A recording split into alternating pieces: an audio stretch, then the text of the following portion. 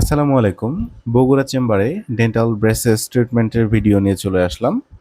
আমাদের এই পেশেন্টের ওপরের মাড়ির দাঁতগুলো নিচের মাড়ির দাঁতের তুলনায় উঁচু, বাঁকা এবং ফাঁকা ছিল।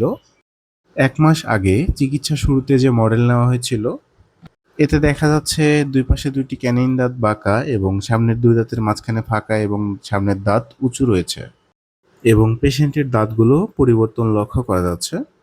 ডেন্টাল ব্রেসেস চিকিৎসায় দাঁতের অবস্থান এভাবেই ধীরে ধীরে পরিবর্তিত হয়ে সুন্দর গঠনে চলে আসে। এই চিকিৎসা সময় সাপেক্ষ, তাই এই চিকিৎসা চলাকালীন সময়ে অবশ্যই ধৈর্য ধারণ করা জরুরি।